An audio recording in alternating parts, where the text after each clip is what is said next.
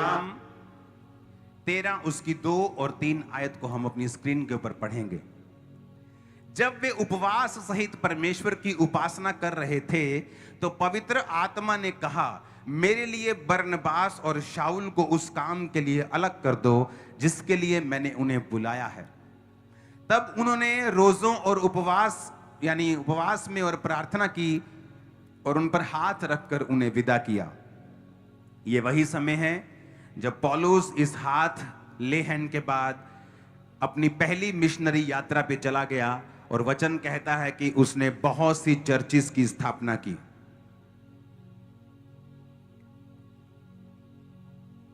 एक वचन जो पवित्र आत्मा ने अभी मुझे बोला है, आप स्क्रीन पे शायद उसे ना देख पाए, टीम उसे जल्दी से निकाले। प्रेरितों के काम 10 उसकी 38 आयत को हम पढ़ेंगे। उसमें लिखा है कि प्रेरितों के काम 10 उसकी 38 आयत, उसमें लिखा है, परमेश्वर ने किस रीति से यीशु नासरी को पवित्र आत्मा और सामर्थ से अभिषेक किया, वह भलाई करता और सबको जो शैतान के सताए थे अच्छा करता फिरा। अपने पड़ोसी को बोलो, यीशु मसीह जो शैतान के सताए हुए थे उनको अच्छा करता फिरा, क्योंकि परमेश्वर उसके साथ था। आमीन। यीशु मसीह जहां लिखा है वहां पर आप वचन लिख दें। जहां यीशु मसीह लिखा है ना, वहां वचन सोचे वहां वचन है, तो इस वचन को हम दोबारा पढ़ेंगे। जहां यीशु मसीह लिखा है वहां हम वचन लिख देंगे और दोबारा पढ़ेंगे। अब पढ़ेंगे, परमेश्वर ने किस रीति से वचन को पवित्र आत्मा और सामर्थ से अभिषेक किया। यीशु मसीह कौन था? आदि में कौन था? वचन परमेश्वर के साथ था। इमेजिन करो कि वचन खुद देहधारी होके पृथ्वी के ऊपर आया, पर फिर भी उसे पवित्र आत्मा और सामर्थ से अभिषेक किया गया ताकि वो शैतान के सताए हुए लोगों को चंगा कर सके। उत्पत्ति उसकी 1 में लिखा है, आदि में परमेश्वर ने आकाश और पृथ्वी की सृष्टि की। पृथ्वी बेडोल और सुनसान पड़ी थी और गहरे जल के ऊपर अंधियारा था तथा परमेश्वर का आत्मा जल के ऊपर मंडराता था। जब परमेश्वर ने कहा उजाला हो जाए तो उजाला हो गया। अब यहां पर 2 वचन हैं। एक वचन में यह लिखा है कि पृथ्वी बेडोल थी, सुनसान थी और परमेश्वर का आत्मा जल के ऊपर मंडराता था। प्रभु का आत्मा जल के ऊपर था तो भी वो पृथ्वी बेडोल थी और सुनसान थी। परमेश्वर की आत्मा की हुजूरी होने के बावजूद भी उसकी लाइफ में कोई शेप नहीं थी। लेकिन जब बाइबल कहती परमेश्वर ने कहा, वचन की एंट्री हुई, तो वचन कहता है जब परमेश्वर ने कहा उजाला हो जाए तो उजाला हो गया। और नए नियम में वो कहता है कि वचन जो धरती के ऊपर था वो अपने आप काम नहीं कर सकता था जब तक उसे पवित्र आत्मा और सामर्थ्य से अभिषेक नहीं किया गया। इसका मतलब क्या कि जब भी आपकी लाइफ में कुछ पैदा होना होगा, वहां 2 चीजें होनी जरूरी हैं। अकेला वचन भी आपको कुछ नहीं कर सकता, अकेला आत्मा भी कुछ नहीं कर सकता। आपको परमेश्वर की आत्मा की हुजूरी भी चाहिए अपनी लाइफ में, और आपको परमेश्वर का वचन भी चाहिए जो आप अपने मुंह से बोले, और परमेश्वर का आत्मा जो आपकी हुजूरी, उसकी जो हुजूरी आपकी लाइफ में है, उस वचन को पकड़े जो आपके मुंह से निकला है और उसकी उत्पत्ति कर दे। किस चीज की उत्पत्ति करेगा? आपकी चंगियाई की उत्पत्ति करेगा, एक नई बेबी की उत्पत्ति करेगा, एक नए बिजनेस की उत्पत्ति करेगा, डिप्रेशन से मुक्ति की उत्पत्ति करेगा। जो कुछ आप बोलेंगे, अगर प्रभु की प्रेजेंस आपकी लाइफ में है तो वो उस चीज की उत्पत्ति कर देगा। कितने मेरी बात को समझ रहे हैं? अब अगर वचन को खुद यीशु मसीह को बिना पवित्र आत्मा और सामर्थ्य से काम नहीं वो कर सकते थे, बिना सामर्थ्य और पवित्र आत्मा के अभिषेक के, बाइबल कहती है उन्होंने अपने धरती पर काम शुरू नहीं किया, वेट की 30 साल के जब वो हुए। और बाइबल कहती है 33.5 साल तक उन्होंने काम किए। जब वो पवित्र आत्मा के बपतिस्मे को पाया, पवित्र आत्मा को पाया, उन्होंने फिर परमेश्वर के कामों को करना शुरू किया। और वचन कहता है किस तरह परमेश्वर ने प्रभु यीशु मसीह नासरी को पवित्र आत्मा और सामर्थ्य से अभिषेक किया, और वो शैतान के सताए हुए लोगों को चंगा करता था क्योंकि परमेश्वर उसके साथ था। और वचन कहता है आदि में परमेश्वर का आत्मा जल के ऊपर मंडराता था, लेकिन तब भी पृथ्वी बेडोल और सुनसान थी। आज आपकी लाइफ में अगर किसी चीज की जरूरत आपको है तो वो है पवित्र आत्मा की हुजूरी। और पवित्र आत्मा की प्रेजेंस को अपनी लाइफ में बनाए रखने के लिए आपको डिवोटेड लाइफ चाहिए होती है। आपको ऐसी समर्पित जिंदगी चाहिए होती है जो बेसिक ना भूले। आप रोज सुबह उठते हैं, वही रोटी, वही चावल, वही दाल, वही सब्जी खाते हैं। ऐसा तो नहीं होता कि आप रोज सुबह उठे और कहें नहीं मैंने कल भी रोटी खाई थी, आज मैं घास खाना चाहता हूं, मैं 2 साल से रोटी सब्जी चावल ये दाल खा रहा हूं, आज मैं कुछ पत्थर खाना चाहता हूं। आप कभी ऐसा नहीं कहते। आप वही रोटी, वही चावल, वही दाल रोज खाते हैं और आप बोर नहीं होते। वही चीजें आप रोज खाते हैं क्योंकि आप उन्हें फ्रेश खाते हैं। चाहे वो चावल 2 साल पहले का पैदा हुआ हो, लेकिन जब आप उसे खाते हैं आप उसे ताजा खाते हैं। ये ड्रोन बंद कर दो, लोग डिस्ट्रैक्ट हो रहे हैं। हालेलुया। कितने मेरी बात को समझ रहे हैं? जब आप परमेश्वर के वचन में से खाते हैं फ्रेश, आप रोज प्रेयर करते हैं, आप रोज बाइबल पढ़ते हैं, आप रोज परमेश्वर की प्रेजेंस में होते हैं, उपवास करते हैं, आपकी लाइफ सेम नहीं रहती। हालेलुया। अब यहां पर मैं आपको क्या बताने की कोशिश कर रहा हूं कि अपने आप कुछ नहीं हुआ। वहां पर एक व्यक्ति, प्रेरितों के काम 9 उसकी 9 से 12 में लिखा है, वो 3 दिन तक ना देख सका, ना खाया, ना पिया। दमिश्क में हनन्याह नामक एक चेला था, उससे प्रभु ने दर्शन में कहा, हे हनन्याह। उसने कहा हां प्रभु। प्रभु ने कहा उठकर उस गली में जा जो सीधी कहलाती है, और यहूदा के घर में शाऊल नामक एक तरसुस वासी को पूछ, क्योंकि देख वो प्रार्थना कर रहा है।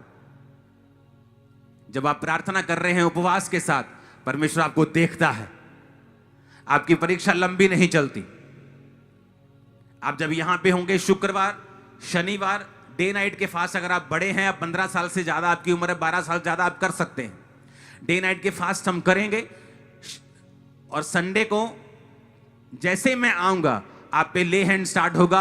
ऑयल के साथ आप और आपके परिवार को मसा किया जाएगा, और मैं आपको प्रॉमिस करता हूं लाइफ कभी सेम नहीं होगी, और डिलीवरेंस आपकी लाइफ का हिस्सा होगी। आमीन। मेरे को ऊंचे वाला चाहिए। और मेरी फुल बाइबल कॉलेज वो 3 दिन तक बंद रहेगा। बाइबल कॉलेज में भी हम फास्टिंग और उपवास में रहेंगे। सब मेरा लोग फास्टिंग उपवास में रहेंगे, और वही लोग आप पर ले हैंड करेंगे, और मैं ले हैंड करूंगा जो फास्टिंग में होंगे और उपवास में होंगे। और उसके बाद लंगर होगा, जैसे बैठ के हम खाते हैं क्रिसमस के टाइम, वैसे ही हम इस जगह और पीछे जो क्रिकेट ग्राउंड है बड़ी, वहां पर भी इंतजाम होगा ताकि हम आराम से वो चीजें कर सकें। आपको उपवास करना है, और आपको बाइबल पढ़नी है और प्रार्थना करनी है। सुनो मेरी बात, जब तक आप उपवास प्रार्थना नहीं की, देखो परमेश्वर की कितनी बड़ी योजना थी कि परमेश्वर एक पूरे एरिया को बचाना चाहता था। आज जहां एशिया माइनर में जहां लिखा है, आज जहां पर यूरोप में पूरी जगह आप क्रिश्चियनिटी को देखते हो, वो किसका काम किया हुआ है? पौलुस का। और कैसे स्टार्ट हुआ? कलीसिया बाइबल कहती है उपवास सहित प्रार्थना कर रहे थे। इमेजिन करो कितने काम रुके हुए हैं, कितने काम परमेश्वर करना चाहता है और कर नहीं पाता। क्यों? क्योंकि जब तक आप उपवास सहित प्रार्थना नहीं करते और डेडिकेट नहीं होकर बैठते कि ये 3 दिनों में हमें कोई काम नहीं करना, कोई पढ़ाई छूटने वाली नहीं है 3 दिनों में, कोई 3 दिन के काम बंद होने से कोई भी फाइनेंशियल नुकसान होने वाला नहीं है। बीमार होने पर भी आप अपने बॉस से छुट्टी मांग लेते हो और बॉस छुट्टी दे देता है। वो 3 दिन जब हम प्रार्थना करेंगे उपवास के साथ, फुल फैमिली दिन रात आप प्रेयर में रहेंगे, आप देखेंगे कि कई बार परमेश्वर की योजना बड़ी होती है लेकिन वो कुछ कर नहीं पाता, क्योंकि बिना उपवास और बिना प्रेयर के आपकी स्पिरिचुअल आईज कभी ओपन नहीं होती।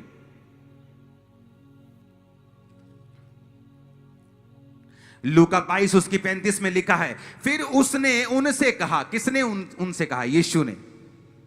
बोलो अपने पड़ोसी को, यीशु मसीह ने अपने चेलों से कहा, जब मैंने तुम्हें बटुए, झोली, जूते बिना भेजा था तो क्या तुमको किसी वस्तु की घटी हुई थी?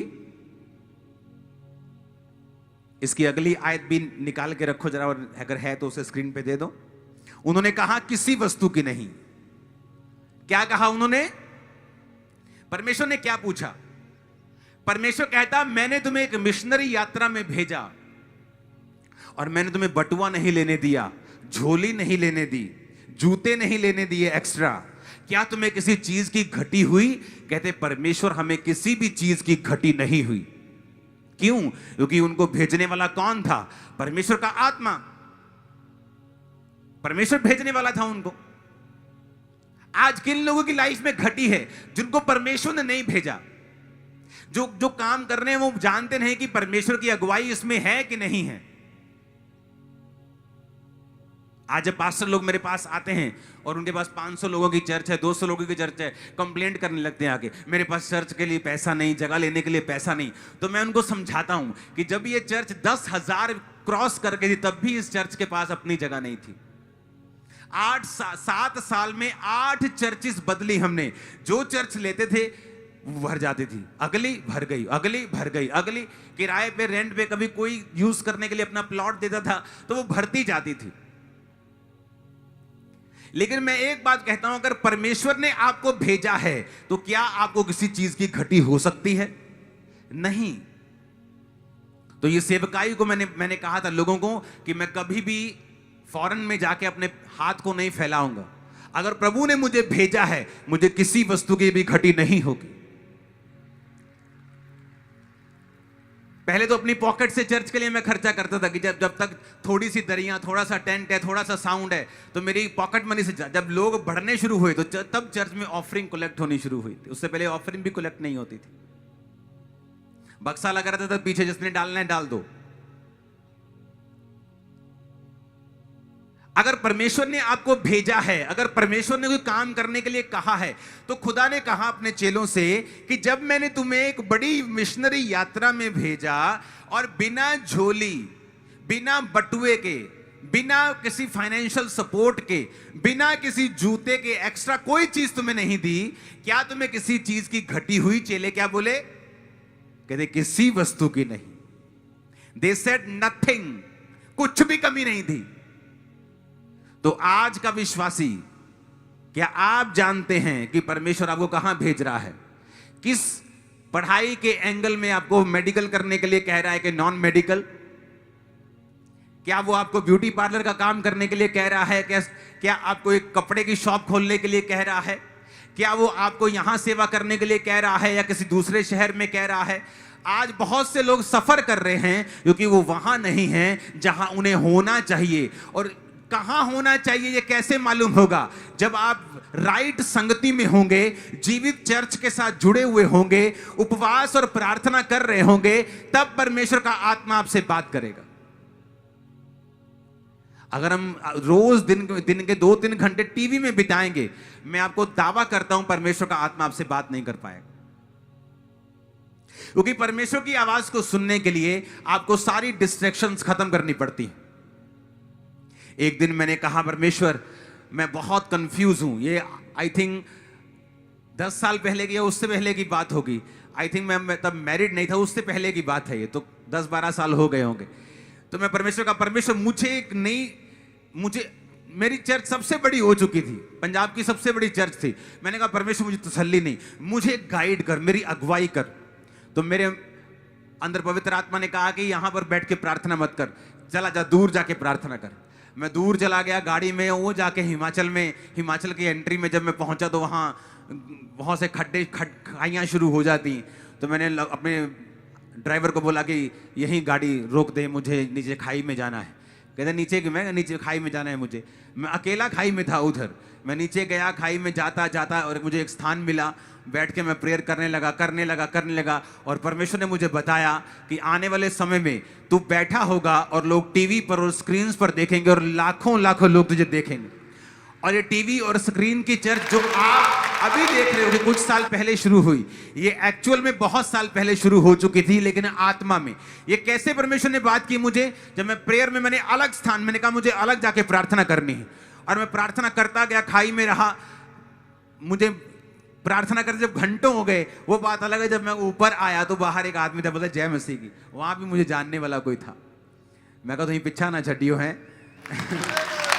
लेकिन मैं आपको ये बात कह रहा हूं, अगर कलीसिया अपने आप को अलग नहीं करेगी और अपनी लाइफ में जो बेसिक है उसे वो नहीं अपनाएगी, उपवास और प्रार्थना के साथ वो परमेश्वर के सामने नहीं जाएगी, तो कई बार आपको ये मालूम नहीं हो पाता कि मुझे किस दिशा में चलना है, मुझे क्या करना है। तो हम अगले 3 दिन शुक्र शनि ऐत हम डे नाइट के फास्ट करेंगे, और एतवार की फास्टिंग मैं आपको खुलवा दूंगा। यहीं पर लंगर के साथ हम फास्टिंग खोलेंगे, और मैं आपको बता रहा हूं स्पिरिचुअल लाइफ सेम नहीं होगी। प्रभु आपसे बात करेंगे, आपके बच्चों से बात करेंगे, नए रास्ते नए साल में आपके लिए खुलने वाले हैं, बहुत सारी चीजें आपकी लाइफ में होने वाली हैं। अगला संडे एक बड़ा डिलीवरेंस संडे होगा।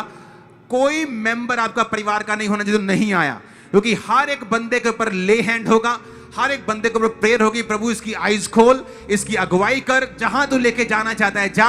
और मैं आपको बता रहा हूं और घोषणा करता हूं, भविष्यवाणी करता हूं, लाइफ सेम नहीं है नेक्स्ट संडे से। आमीन ऊंचा चाहिए चर्च। हालेलुया।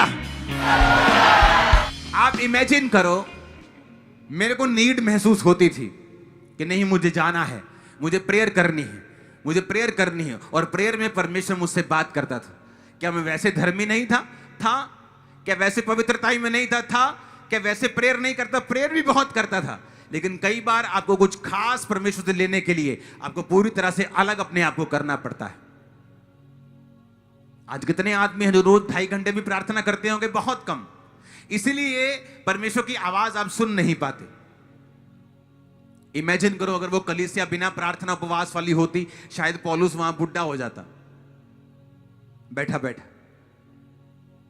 लेकिन बाइबल कहती है परमेश्वर के कार्यों के लिए वो कलीसिया जो थी वो जयवंत थी। आप उपवास प्रार्थना में नहीं होंगे, कैसे आपको अगुवाई मिलेगी? परमेश्वर कहता तू जा, कहता प्रभु मैं नहीं जाऊंगा। वो तो वही शाऊल है जो लोगों को मारता है। परमेश्वर कहता है जा, मैंने उसे चुना है, वो बहुतों के लिए दुख उठाएगा, वो मेरे राज्य के लिए बहुत दुख उठाएगा। मैंने उसे चुना है, जा, क्योंकि देख वो प्रार्थना कर रहा है। क्या रीजन दिया परमेश्वर ने? डायरेक्ट बोलकर, क्योंकि देख वो क्या कर रहा है, देख वो प्रार्थना कर रहा है, क्योंकि देख वो प्रार्थना कर रहा है। शैतान चाहता है आपको डिस्ट्रैक्ट करना। इधर से आपको परमेश्वर का आत्मा कह रहा होगा तुझे ये काम करना है, मैं तुझे सक्सेस दूंगा, मैं तुझे सफल करूंगा, तुझे इस तरह से चलना है, अपने ये वाले दोस्त को छोड़ दे, अपने ये वाले काम को छोड़ दे, मैं तेरी अगुवाई करूंगा और तुझे आगे लेके जाऊंगा। और उधर से शैतान ने एक अन्य जाति दोस्त आपकी लाइफ में दे दिया है, एक अन्य जाति गर्लफ्रेंड आपकी लाइफ में दे दी है, ताकि शैतान अपना बीज आप में लगातार डालता रहे और जो आपने पकड़ा हुआ है वो फेल हो जाए। क्योंकि जब वो फेल होगा तब वो शैतान आपको अपनी ओर खींचेगा। वो फेल क्यों हुआ? क्योंकि जिस समय परमेश्वर ने आपसे बात करनी थी, आपने एक अंधेरे के व्यक्ति को अपनी लाइफ में चुना हुआ था। आप डिस्ट्रैक्ट थे, आप पूरी तरह से स्पिरिचुअल नहीं थे, आप पूरी तरह से प्रभु की आवाज नहीं सुन सके, आप पूरी तरह प्रभु की आवाज नहीं सुन सके। फिर आप अपनी मर्जी करते गए। जब आप अपनी मर्जी करते गए, बाद में फेलियर आया, फिर आपको और ज्यादा धक्का और ठोकर मिलेगी, क्योंकि आप उस समय परमेश्वर की आवाज को सुन नहीं सके। क्योंकि उसकी आवाज को सुनने के लिए आपको पूरी तरह से एक मन होकर आपको परमेश्वर की हुजूरी में बैठना पड़ता है। पूरी तरह से फास्टिंग में, प्रेयर में, उपवास में, रोजों में, पूरी तरह से क्या बोलते हैं उसको, रिपेंटेंस के साथ, मन फिराव के साथ, पवित्रताई के साथ। इंसान अपनी गिरावट का कारण खुद ही है, अपने फेलियर का कारण वो खुद ही है, क्योंकि जो उसका समर्पण चाहिए उस रीति का वो नहीं दे पाता है। जब कोई एथलीट फेल होता है, उसे मालूम होता है कि मैं वो मेहनत नहीं कर सका जो ये नंबर 1 करता है, उस मेरे में अंदर वो डेडिकेशन नहीं है, वो खाने पे कंट्रोल नहीं है, वो टाइमिंग पे कंट्रोल नहीं है जो इसके अंदर है। तो या तो वो फिर पीछे हट जाता है या फिर अगली बार और तैयारी के साथ आता है कि जब मैं नेक्स्ट टाइम आऊंगा तो पूरी तैयारी के साथ आऊंगा। अब ये आपका फैसला है, आपको क्या करना है। अब ये आपका फैसला है कि मुझे बेसिक में रहना है, मुझे रोज परमेश्वर की प्रेजेंस में फ्रेश, जिस तरह मैं रोज फ्रेश खाना खाता हूं और अब तक जीवित हूं और सेम खाना खाता हूं, क्या मुझे वही परमेश्वर के सामने वही डिवोशन रखना है, वैसे ही लाइफ रखनी है, वैसा ही रोज प्रार्थना, उपवास और रोज बाइबल पढ़ने का जीवन रखना है, जिससे मेरी आत्मिक जिंदगी जीवित रहे। और उसका फायदा भी किसको होगा? आप लोगों को होगा, क्योंकि आत्मा में जीवित रहोगे तो परमेश्वर बात करेगा। जब वो बात करेगा तो ग्रेट लाइफ है आपकी आगे परमेश्वर ने रखी हुई, ग्रेट। आप समझ भी नहीं सकते, आप अभी जान भी नहीं सकते। मेरी ये जिंदगी के बारे में पास्टर्स लोग भविष्यवाणी करते थे और मुझे यकीन नहीं होता था, लेकिन वो भविष्यवाणी करते थे लेकिन मुझे यकीन नहीं होता था। उसी तरह मैं आपको भविष्यवाणी कर रहा हूं, इतना ग्रेट फ्यूचर है, आपकी आंखें खुली रह जाएंगी। आपको जस्ट परमेश्वर में बने रहना और उसमें चलना है। और कई बार बने रहने से भी बात नहीं बनती जब तक आप कुछ एक्स्ट्रा एफर्ट नहीं करते। अगर परमेश्वर ने सब कुछ कर दिया है तो क्यों वो फास्टिंग उपवास में अपने पेट को जला रहे थे? अगर उसने सब कुछ कर दिया है, सब कुछ प्राइस पे कर दिया है, तो क्यों कलीसिया फास्टिंग में, उपवास में अपने पेट को जलाकर, वो भी खाए पिए, फिर सब कुछ अगर कर दिया है तो? लेकिन वचन कहता है, उपवास सहित प्रार्थना करने पर पवित्र आत्मा ने कहा पौलुस और बरनबास को भेजो। और वचन कहता है बरनबास और शाऊल जब उस काम के लिए गए तो वो पहली मिशनरी यात्रा बनी, पूरा कॉन्टिनेंट बचाया गया। पौलुस गवाही देता है कि मैंने इतना प्रचार किया है इन शहरों देशों में कि मेरे प्रचार करने की वहां जगह नहीं, हर एक बंदे ने सुसमाचार सुन लिया। ऐसे महान काम आपकी लाइफ में होंगे, आपके रिश्तेदार सुसमाचार को सुनेंगे, आपका पूरा मोहल्ला, पूरा गांव, पूरा नगर आपकी वजह से सुसमाचार को सुनेगा। Receive fire in the name of Jesus. यीशु के नाम की आग को रिसीव करो, यीशु मसीह के नाम में भविष्यवाणी करता हूं, तुम बड़े बड़े बड़े बड़े बड़े बड़े बड़े काम करोगे। चाहिए चर्च लेक्रो सोथोलो रबा शांते नेंग्रो मा सामरियांदा नबा लाखो रबा सांद्रियाना बा शाबंदाना मा सुखे लेंग्रो सोथला रबा शांदा नबा। तुम बड़े काम करोगे यीशु मसीह के सामर्थ्य नाम में। आमीन। ऊंचा चाहिए। Hallelujah, hallelujah.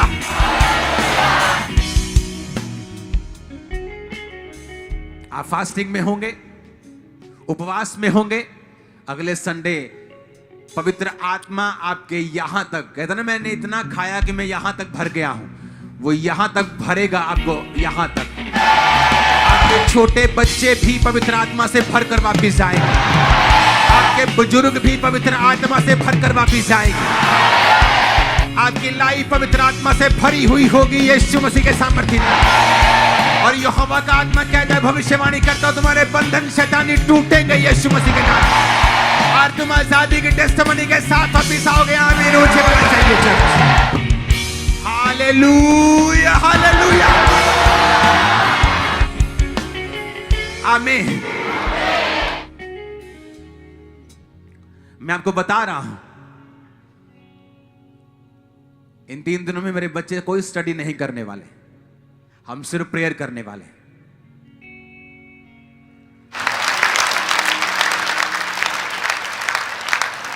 खुदा को पहला स्थान देंगे, अव्वल लाइफ जिएंगे, बेस्ट लाइफ। यीशु के नाम में बेस्ट लाइफ तुम्हारा पोर्शन है, हक है तुम्हारा। यीशु के नाम में आमीन। ऊंचे बोलना चाहिए चर्च।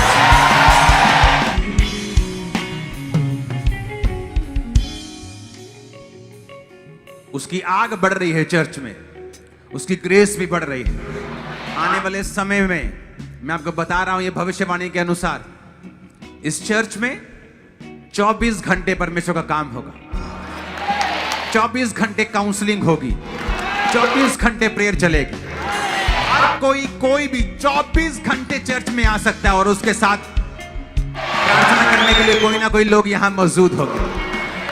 मैं आपको बता रहा हूं, जो परमेश्वर ने मुझे विजन में दिखाया है कि आने वाले समय में 24 घंटे 24 आवर्स 7 days a week ये चर्च चलेगी, 7 days 24 आवर्स ये चर्च चलेगी। कोई भी जन, आप रात को 4 बजे निराश हैं, गाड़ी पकड़िए, ऑटो पकड़िए, स्कूटर पकड़िए, चर्च में आ जाइए। आपको कोई मिलेगा जो आपके लिए प्रार्थना करेगा, आपकी काउंसलिंग करेगा। कभी भी ऑयल चाहिए, चर्च में आ जाइए। प्रार्थना चाहिए, चर्च में आ जाइए। एनी टाइम, पूछने की जरूरत नहीं, चर्च बंद है, खुली है, 9 बजे, 10 बजे, 12 बजे, हर समय परमेश्वर ने कहा यहां मौजूद होगा। वो उसको जरिया बनाएगा, चैनल बना देगा, बड़ा चैनल हीलिंग का, डिलीवरेंस का और बड़े बड़े कामों को करने का। यीशु मसीह के नाम में आमीन। पास्टर्स की लाइफ होती संडे के संडे आओ, यहां ऐसा नहीं होगा। एवरी डे संडे होगा, हर रोज 24 घंटे 24 घंटे 24 घंटे एक दृढ़ स्थान होगा जहां पर लोग आके छुटकारा पाएंगे यीशु मसीह के नाम। आमीन। ऊंचे वाला चाहिए चर्च। Hallelujah, hallelujah.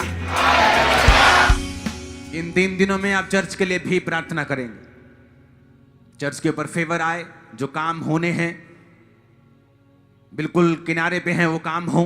वो काम क्या है मैं बता नहीं सकता, लेकिन वो सब सरकारी काम है। आपको प्रार्थना करनी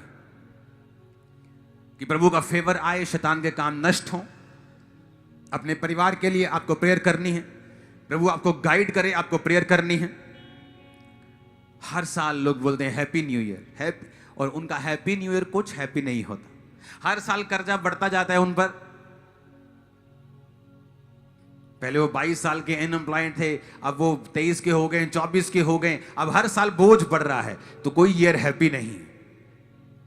भयंकर चीजें प्रभु ने मुझे दिखाई हैं जो लोगों के ऊपर बीतेंगी।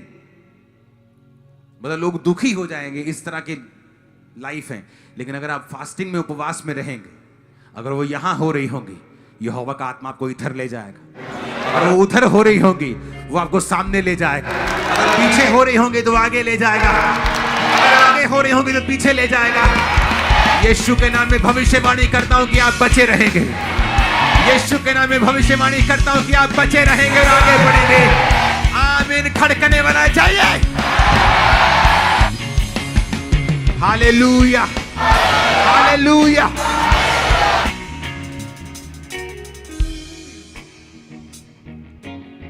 एक व्यक्ति जो मुझे अपना दुश्मन समझता था, मेरे रिश्तेदारों से बहुत गिराने की कोशिशें करता था। पहले लोगों के पास जाता था, फिर बड़े लोगों के पास गया। जब उसने देखा कि सब लोग मेरा आदर करते, कोई लोग ऐसा करने के लिए तैयार नहीं, तो बड़ी बड़ी उसने प्लानिंग की। जिस दिन वो मुझे गिराने की प्लानिंग कर रहा था, उसका एक अपना बहुत बड़ा गोडाउन था, वो गिर गया था। जब आप प्रार्थना कर रहे होते, आपको नहीं मालूम आपके खिलाफ क्या चल रहा है, कौन आपके बारे में क्या सोच रहा है। इसलिए तो लोग विक्टिम बन जाते हैं जादू टोने का। मैं घर से निकला, जादू टोना मुझ पे हो गया, हम ऐसा हुआ, इस फलाने टाइम में एक ऐसी घटना मेरे साथ हुई, हमारा पूरा परिवार। वो क्यों? क्योंकि आप फास्टिंग प्रेयर में नहीं हैं। आपको जहां आंखें खुली रखनी चाहिए, वहां आंखें बंद हैं। मैं आपको बता रहा हूं, यीशु के नाम में ये फास्टिंग उपवास आपकी आंखों को खोल देगा, आपके कानों को खोल देगा, यीशु मसीह के सामर्थ्य नाम में। आमीन। मेरे को ऊंचे वाला चाहिए चर्च।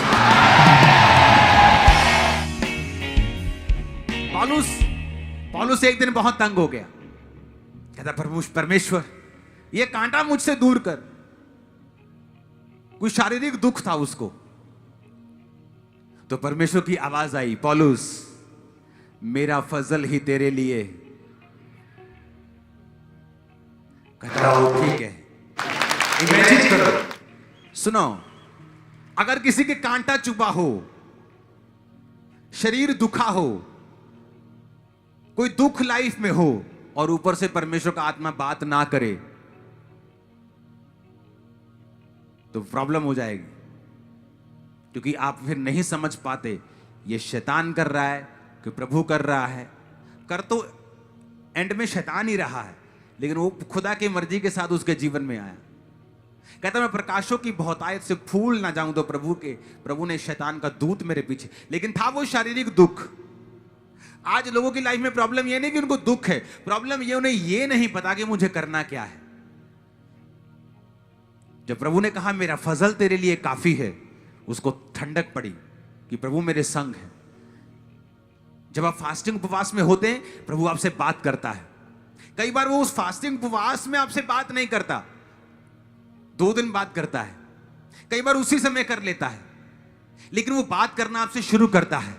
आपकी स्पिरिचुअल आईज खुल जाएं, स्पिरिचुअल कान खुल जाएं, आपके बच्चों के कान खुल जाएं, बच्चों की आंखें खुल जाएं, बहरे जो शारीरिक रूप से भी हैं, आज वो चंगाई को पाएं और अभी पाएं यीशु मसीह के सामर्थ्य में। आमीन। ऊंचाई आशीष तुम्हारी है चर्च। Hallelujah, hallelujah. ये कलीसिया आपको जागना पड़ेगा, आपको जागना पड़ेगा, बाइबल के बेसिक्स पर आना पड़ेगा।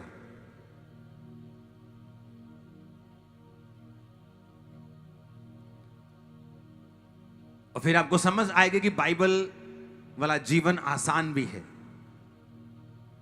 बस अपने नींव पर, अपने बेसिक्स पर अड़े रहना है। उसे कभी कभी नहीं, उसे रोज रोज करना है।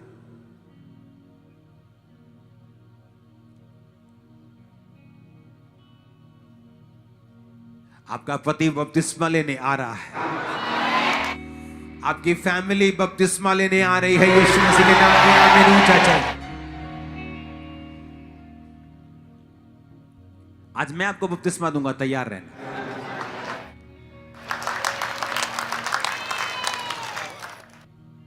जिंदगी में अगर बाइबल पढ़ी हो, हर एक बड़े मिरेकल की शुरुआत तौबा से हुई है। हर एक बड़े मिरेकल की शुरुआत, हर एक बड़े बदलाव की शुरुआत, अगर नाश होने वाला है तो उसके बचाव की शुरुआत तौबा से हुई है। जिन लोगों ने तौबा नहीं की, बपतिस्मा नहीं लिया, तो मतलब तौबा नहीं की। वैसे आप यीशु मसीह को मानते हैं लेकिन बपतिस्मा नहीं लिया, तो टेक्निकली आपने तौबा नहीं की हुई। तौबा पे कहते ही बपतिस्मे को। जब आप बपतिस्मा लेते हैं एक्चुअल में, तभी आप उसके घर के कहलाते हैं। आप अमेरिका तो चले गए हैं, लेकिन अभी तक आप परमानेंट नहीं हुए, तो वहां की सहूलतें आपको नहीं मिलती। आप रह सकते हैं वहां, उसकी अच्छी अच्छी चीजें आप देखते हैं, लेकिन आनंद नहीं ले सकते। वहां काम कर सकते हैं। उसी तरह से वो लोग जो परमेश्वर के घर में है लेकिन बपतिस्मा नहीं लिया, क्या वेट कर रहे हो? पाप करने की वेट कर रहे हो? 2 मने हो, 2 चित्ते हो, तो प्रभु को वैसे ही तुम खुश नहीं कर सकते। लोगों का डर है तो तुम वैसे ही प्रभु को प्रसन्न नहीं कर सकते।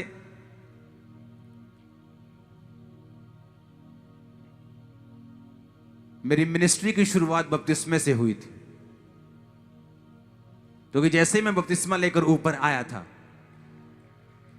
तो वहां एक सिस्टर ने भविष्यवाणी की थी, यहां कोई जन बैठा है, उसे प्रभु बहुत इस्तेमाल करेगा। मैं सोचता था कोई और होगा, मुझे तो हीलिंग चाहिए, हीलिंग दो और मुझे दफा करो, मैं अपना काम करूं, बिजनेस करूं जाके।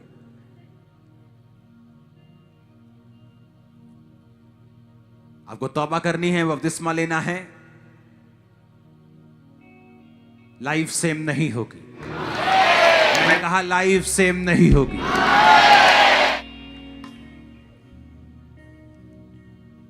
पवित्र आत्मा की भरपूरी के लिए अगले संडे प्रार्थना होगी, डेडिकेशन होगी आपके परिवार समेत आप लोगों की। आपके कान आंख खुले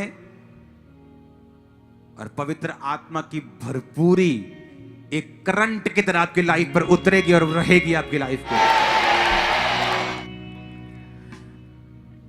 अपने हाथों को उठाओ, यीशु नाम में मिलती है। होकर अपने हाथों को उठाकर खुदावंद को बोलो, परमेश्वर मुझे गवाही के साथ लेके आ। रितिका, खुदावंद का आत्मा आपको टच कर रहा है।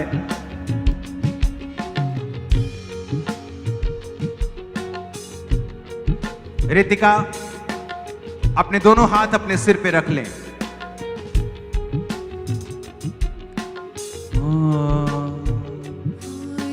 जिस नाम में है जिंदगी, रितिका, परमेश्वर का आत्मा मुझसे कह रहा है कि वो तुझे हील कर रहा है। तेरी लाइफ हल्की होगी, तू हील हो रही है और वो तुझसे बहुत प्यार करता है। मैं अपने हाथों से उस हीलिंग अनॉइंटिंग को तेरे सिर पे आता हुआ देख रहा हूं। यीशु के नाम में चंगी हो जा और अपनी गवाही के साथ जल्द वापिस आ। मैं तुझे आशीषित करता हूं। आमीन। ऊंचा ये आशीष हमारी है। आत्मा, आज जो लोग बेबी ब्लेसिंग के लिए खड़े हैं, ऑनलाइन भी, चर्च में या जूम में, परमेश्वर का आत्मा आपको टच कर रहा है और आपको हील कर रहा है और वो आपको बेबी के साथ ब्लेस कर रहा है और आप जल्दी गवाही के साथ वापस आ रहे हैं यीशु मसीह के नाम में। टीम, परमेश्वर का आत्मा मुझे कह रहा है कि इन लोगों में से बहुत से लोग हील हो रहे हैं, तो इन लोगों को काउंसलिंग देना है नेक्स्ट टाइम कि जब आप पे प्रेयर हो इमीडिएटली अपनी गवाही लिखाएं। ओके, क्योंकि प्रभु का आत्मा इन्हें हील कर रहा है। स्टीफन, परमेश्वर का आत्मा तुम्हें चंगा कर रहा है और हील कर रहा है। सुसमाचार सुनाना शुरू कर और खुदा का काम करना शुरू कर। तेरे फेफड़ों में मैं हीलिंग को देख रहा हूं आते हुए यीशु मसीह के नाम। कोमल, डिप्रेशन, इविल अटैक, यीशु के नाम में devil out, go in the name of Jesus. इस बॉडी को छोड़ और निकल।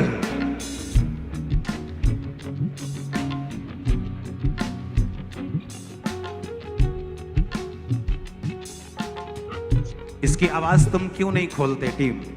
जिन पे प्रार्थना होती है उसकी आवाज मुझे क्यों नहीं आती है?